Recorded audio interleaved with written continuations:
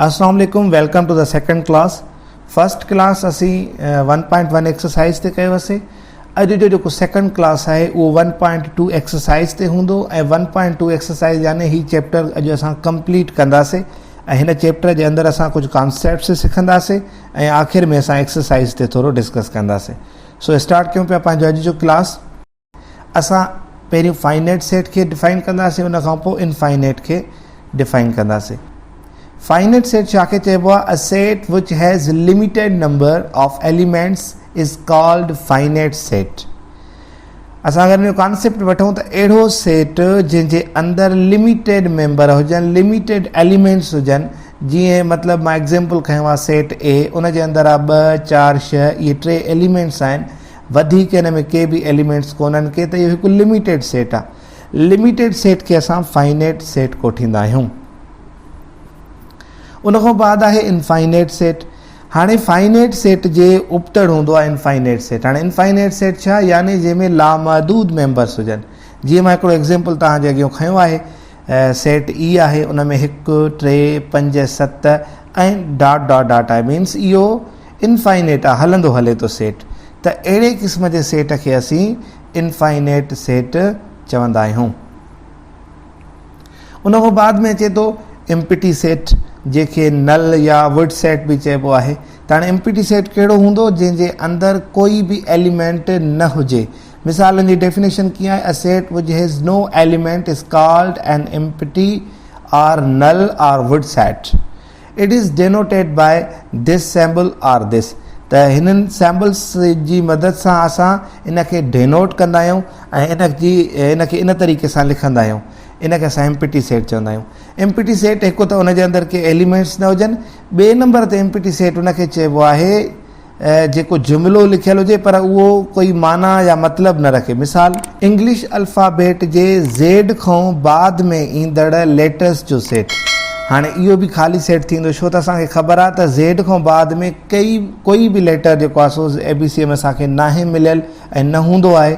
त यानी इन क़िस्म जे सेंटेंसिस खे बि असीं एम्प्टी सेट काउंट कंदासीं।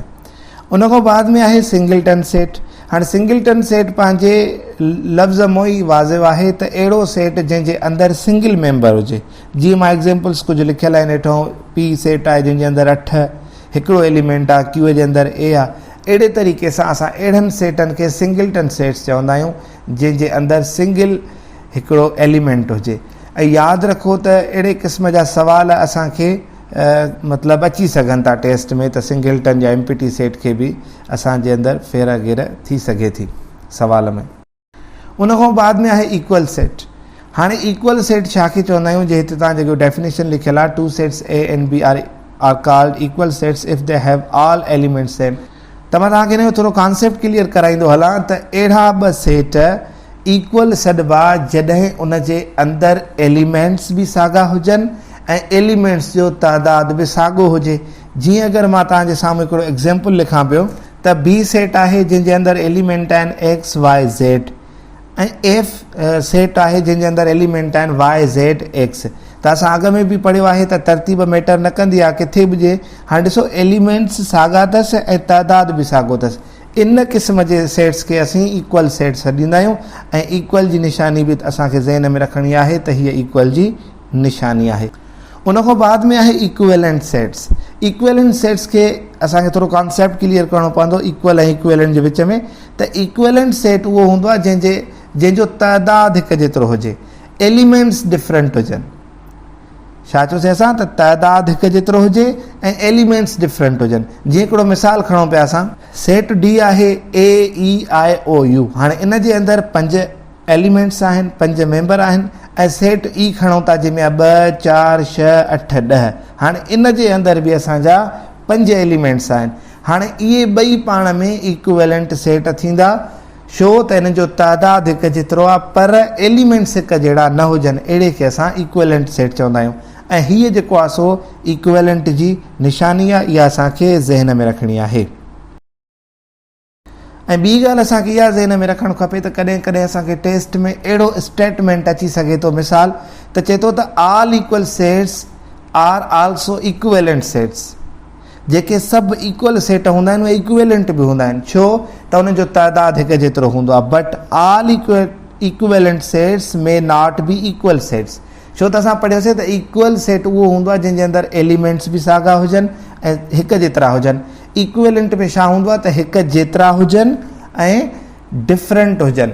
त इक्वल जे अंदरि हिकिड़ी कॉमन असांखे जेको आहे ख़ासियत मिले थी त तइदादु इक्वल में बि साॻियो हूंदो आहे, इक्विवेलेंट में बि साॻियो हूंदो आहे। पर इक्वल में छा हूंदो आहे त एलिमेंट्स असांजा हिकु जहिड़ा हूंदा आहिनि, हिकु जेतिरा हूंदा आहिनि। इक्विवेलेंट में हिकु जेतिरा हूंदा आहिनि पर हिकु जहिड़ा न हूंदा आहिनि। इन जे करे यादि रखो त ऑल इक्वल सेट्स असांजा इक्विवेलेंट हूंदा आहिनि, पर सभु इक्विवेलेंट सेट कॾहिं बि इक्वल सेट न थींदा। इहो असांखे थोरो ज़हन में रखिणो पवंदो। उन खां बाद में अचे थो सबसेट। हाणे सबसेट जी माना छा आहे? मातहत सेट। इन जी डेफिनेशन छा आहे त if each element of set A is also an element of set B then set A is called subset of B. जॾहिं ए सेट जा सभु एलिमेंट्स सेट बी में वरितल हुजनि, जीअं मिसाल हिकिड़ो सेट बी आहे 1 2 3 ऐं ए सेट आहे 1, त हाणे जेके ए जा एलिमेंट्स आहिनि उहे कंहिं मां वरिता विया आहिनि? बी मां वरिता विया आहिनि। यानी हाणे ए छा थी वेंदो? मातहत सेट थी वेंदो। छो त हू उनजे मातहत आहे, उनजे हेठां आहे, छो त हुन में उन खां एलिमेंट्स वधीक आहिनि ऐं ए उनजो कर्ज़दार आहे। अगरि असां थोरो कॉन्सेप्ट क्लियर कयूं, ए उन खां एलिमेंट्स वरिता आहिनि, त यानी ए सब सेट आहे छाजो? बी जो। त सब सेट जी असांजे वटि जेको आहे सैम्बल कहिड़ी आहे? ओही आहे। इन खे असांखे ज़हन में रखिणो आहे त हिन तरीक़े सां असां लिखंदासीं सैम्बल वारे अंदाज़ में ए सबसेट ऑफ बी या बी सबसेट ऑफ सी। अहिड़े तरीक़े सां असांखे सैम्बल्स वरी बि असांखे ज़हन में रखणी पवंदियूं। उन खां बाद में अचे थो त every set is subset of it self. इहो तव्हांखे ज़हन में रखणु खपे त जेको कोई बि सेट हूंदो आहे उहो पंहिंजो पाण बि सब सेट हूंदो आहे। मिसाल अगरि वठूं था बी सेट आहे 1 2 3, त इहो ख़ुदि पंहिंजो पाण बि सब सेट आहे। इहो पंहिंजो इन जो बि B is subset of B. Sample जे अंदाज़ में असां ईअं लिखंदासीं। उन खां पोइ अचे थो सुपर सेट। त हाणे जे मिसाल मां हिकिड़ो खयो आहे त ए ई आई ओ यू, त बी सेट आहे, ॿियो ए सेट आहे, ई ऐं आई। हाणे बी हिते छा आहे? सुपर सेट आहे, छो त इन में एलिमेंट्स वधीक आहिनि, इहो सुपर आहे। ऐं ए छा आहे? सब सेट आहे, छो त इन में एलिमेंट्स थोरा आहिनि ऐं बी खां कर्ज़ वरितल आहे या बी खां वरितल आहिनि। त इन सेट खे असीं सुपर सेट कोठींदासीं जंहिंमां ॿिया सेट वरितल हुजनि। उन जी सैम्बल असांजे साम्हूं आहे, सर्किल पातल आहे। इहा आहे असांजी सुपर सेट जी सैम्बल। उन खां पोइ अचे थो प्रॉपर सबसेट ऐं इम्प्रॉपर सबसेट। हाणे प्रॉपर सबसेट ऐं इम्प्रॉपर सबसेट खे असां हिन मिसाल मां सम्झी सघूं था त बी सेट आहे 1 2 3 4 5 ऐं ए सेट आहे 1 ऐं 2। हाणे इहो प्रॉपर सबसेट कीअं अथसि त ए जा मेंबर ओतिरा न आहिनि जेतिरा बी जे अंदरि आहिनि, छो त बी में इलाही आहिनि ऐं ए में थोरा मेंबर आहिनि। अहिड़े सेट खे असीं प्रॉपर सबसेट चवंदासीं जेको खुटियल हुजे। उन खां पोइ चवंदा इम्प्रॉपर सबसेट ते। इम्प्रॉपर सबसेट खे उन खे चवंदासीं जीअं सेट ए जे अंदरि एलिमेंट्स आहिनि 2 3 4, वरी बी जे अंदरि बि आहिनि 2 3 4। त हाणे इहो छा आहे? इम्प्रॉपर सबसेट आहे। हाणे इम्प्रॉपर सबसेट उन खे चवंदासीं जंहिंजा एलिमेंट्स साॻा ई हुजनि, त अहिड़े सेट खे असां इम्प्रॉपर सबसेट चवंदासीं। प्रॉपर सबसेट बि असां कॉन्सेप्ट क्लियर कयोसीं पंहिंजो। त उन खां पोइ लास्ट में असां सैम्बल्स ते हिकु दफ़ो रिव्यू कंदासीं, छो त सैम्बल्स त कोई बि MCQs असांखे टिक करण लाइ मिली सघे थो। सैम्पल्स असांखे सुठे नमूने ज़हन में रखणु घुरिजनि। सभ खां पहिरियां इज़ मेंबर ऑफ, असां रिसेंटली प्रीवियस लेक्चर में पढ़ीसीं। उन खां पोइ इज़ नॉट मेंबर ऑफ आहे, नल सेट जी निशानी आहे, इक्वल आहे, इज़ नॉट इक्वल आहे, इक्वलेंट सेट जी जेको आहे सो इक्वलेंट जी निशानी आहे। उन खां पोइ सबसेट जी निशानी आहे, प्रॉपर सबसेट जी निशानी आहे, सुपर सेट जी निशानी आहे ऐं इज़ नॉट सबसेट ऑफ। जॾहिं बि असांजी ऑब्लिक ईंदी आहे मथां उनजे कंहिं बि निशानीअ जे, त उहो नॉट खे शो कंदो आहे। त इहे कुझु असांखे सैम्पल्स हूंदियूं जेके असांखे क्लियर पंहिंजे ज़हन में रखणु खपनि। हिन सेट्स जी दुनिया में इलाही कम जूं आहिनि। हाणे असांजे साम्हूं आहे 1.2 एक्सरसाइज़। हाणे इन में छा थो चवे त give reasons why following collections are not set. असां कल्ह पढ़ियोसीं त सेट कहिड़ा न हूंदा आहिनि जेके वेल डिफाइंड न हुजनि, डिस्टिंक्ट न हुजनि। हाणे मिसाल जेको क्लियर न हूंदो, जे ब्यूटीफुल बर्ड्स आहे, हिन जो हिकिड़ो 5 नंबर एग्ज़ाम्पल आहे। या पहिरें में ॾिसो त ओ रिपीटेड आहे, त अहिड़ा सेट असां वटि जेको आहे सो न हूंदा आहिनि, सेट जेके रिपीटेड हुजनि या जेके वेल डिफाइंड न हुजनि। ॿिए नंबर ते आहे which of the following are finite or infinite sets, हिननि में कहिड़ा फाइनाइट आहिनि ऐं कहिड़ा इनफाइनाइट आहिनि। हाणे असां प्रीवियसली उन्हनि खे डिस्कस कयोसीं त फाइनाइट कहिड़नि सेटनि खे चइबो, इनफाइनाइट कहिड़नि सेटनि खे चइबो। अच्छा, त हाणे तव्हांखे मां हिन 1.2 जी यकीनन की बि शेयर कंदुसि, तव्हां यकीनन प्रैक्टिस करे उन तो पंहिंजा जेके एक्सरसाइज़ सॉल्व कयल सम्स हूंदा उहे तव्हां कंपेयर करे सघो था।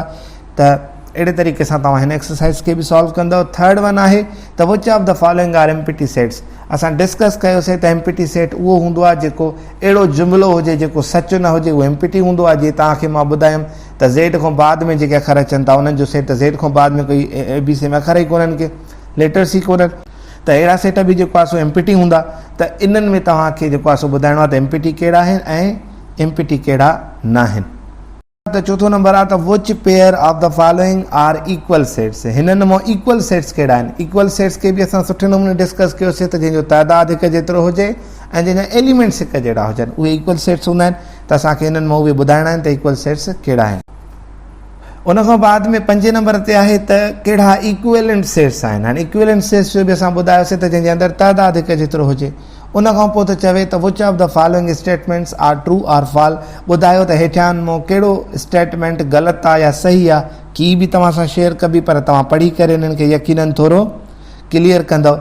7 नंबर ते choose appropriate symbol to indicate the relation between sets. हिन सैम्बल्स खे असां पढ़ी आयासीं ऐं हीअ बेस्ट एक्सरसाइज़ आहे त असांखे हिते सैम्बल्स यूज़ करणियूं आहिनि। एप्रोप्रिएट माना उहा जेका उन सां फिक्स थियल हुजे, जेका जुड़ियल ऐं मतिलबु सुटेबल हुजे, एप्रोप्रिएट उनखे चइबो आहे। उहा सैम्बल हिते असांखे इस्तेमालु करणी आहे एग्ज़ाम्पल्स जे अंदरि। ऐं असां पहिरियों 2 एग्ज़ाम्पल्स ॾिसंदासीं ऐं उनजे अंदरि जेको आहे सो असां विच ते उहा सैम्बल इस्तेमालु कंदासीं। सैम्बल्स बि असां अॻ में पढ़ी आयासीं ऐं यकीनन की आहे तव्हां हुन तो वधीक हिनखे मैच करे सघो था। सो हीउ हुयो असांजो सेट चैप्टर, पहिरियों नंबर चैप्टर क्लास 6 में कंप्लीट थी वियो। इंशाल्लाह असां वरी हिकु नेक्स्ट चैप्टर जी नेक्स्ट टॉपिक सां मिलंदासीं। तेसिताईं गॾु जो सिंधी थॉट्स सां। वस्सलाम वालेकुम वरहमतुल्लाह।